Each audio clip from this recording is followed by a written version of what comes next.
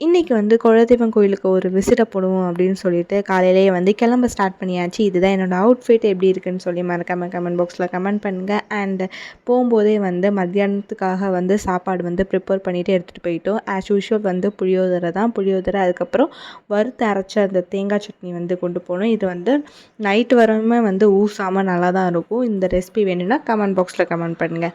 And வந்து கொஞ்சம் இட்லி எல்லாமே பேக் பண்ணி எடுத்துகிட்டு போயாச்சு. எங்களோட குலதெய்வம் கோயில் வந்து திருச்செந்தூர் பக்கத்தில் தான் இருக்குது. ஸோ நாங்கள் தாமிரபரணி ஆறை வந்து கடந்து தான் வந்து போகணும். பார்க்கும்போது அவ்வளோ சூப்பராக இருந்துச்சு. போன டைம் வரும்போது தண்ணி வந்து அவ்வளோ இல்லை. பட் இந்த டைம் வந்து ரொம்ப சூப்பராக இருந்துச்சு. நல்லா மேலே வர வந்து தண்ணி இருந்துச்சு.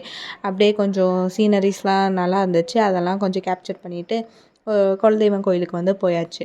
போன உடனே வந்து பொங்கல் வைக்க வந்து ஸ்டார்ட் பண்ணிட்டோம். கோவிலுக்கு வந்து பேக் சைடு தான் வந்து பொங்கல் வைக்கணும். ஸோ பேக் சைடு வந்து இந்த மாதிரி தான் வந்து இருக்கும். நாங்கள் வந்து ஃப்ரண்ட் சைடில் வந்து பொங்கல்லாம் வச்சுட்டு அதுக்கப்புறம் தான் வந்து கோவிலுக்குள்ளே வந்து எடுத்துகிட்டு போவோம். பேக் சைடு வந்து இந்த மாதிரி தான் இருக்கும். இப்போ தான் வந்து புதுசாக ரெனோவேட்லாம் வந்து பண்ணி வச்சுருந்தாங்க. சூப்பராகவே இருந்துச்சு. இன்னும் கொஞ்சம் ஒர்க் வந்து போயிட்டு இருந்துச்சு.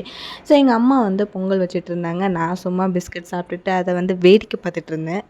ஒரு வழியாக பொங்கல்லாம் வச்சு சாமி நல்லபடியாக கும்பிட்டாச்சு. அதுக்கப்புறம் கொண்டு வந்த சாப்பாடையும் வந்து நல்லா சாப்பிட்டுட்டு எப்போ நாங்கள் குலதெய்வம் கோயிலுக்கு வந்தாலும் திருச்செந்தூர் போகாமல் வந்து வரமாட்டோம். ஸோ இந்த வாட்டி வந்து திருச்செந்தூர் வந்து போயிருந்தபோது ரொம்பவே கூட்டமாக இருந்துச்சு. ஸோ கோவிலுக்குள்ளே வந்து எங்களால் போக முடியல. ஏன்னா ரொம்ப க்ரௌடாக இருந்துச்சு. நாங்கள் அந்த கடற்கரையில் மட்டும் அப்படியே கொஞ்சம் கால் நனைச்சிட்டு அப்படியே கொஞ்சம் நேரம் ரிலாக்ஸ் பண்ணிவிட்டு இன்னொரு கோயிலுக்கு வந்து போகலாம் அப்படின்னு சொல்லி பிளான் பண்ணியாச்சு. எனக்கு வந்து இந்த கடலில் குளிக்கிறதுனா கொஞ்சம் பயமாக தான் இருக்கும். ஏன்னா அலை வந்து ரொம்ப ஸ்பீடாக வருமா, எங்கே நம்ம உள்ளே இழுத்துட்டு போயிருமோ அப்படின்னு சொல்லிட்டு கொஞ்சம் பயமாக தான் இருந்துச்சு. ஸோ அதனால் வந்து கால் மட்டும் நல்லா நனைச்சிட்டு அதை ஃபுல்லாக வேடிக்கை பார்த்துட்டு இருந்தேன். கண்ணு கட்டின தூரம் வர ஃபுல்லாக கடல் தண்ணியே தான் இருந்துச்சு. செம்மையாக இருந்துச்சு வேடிக்கை பார்க்கறதுக்கு. அதுக்கப்புறம் வந்து நாங்கள் அப்படியே வந்து குரங்கணி அப்படின்னு சொல்லிட்டு பக்கத்தில் ஒரு கோவில் வந்து இருக்குது. ஸோ அங்கே வந்து போயிட்டோம். அங்கே வந்து போனால் அப்படியே காட்டுக்குள்ளே போகிற மாதிரி இருந்துச்சு. செம்மையாக இருந்துச்சு அதோட சீனரிஸ் எல்லாம். அங்கே போனால் அங்கே வந்து ஒரு ஆறு மாதிரி இருந்துச்சு. அது வந்து சூப்பராக இருந்துச்சு.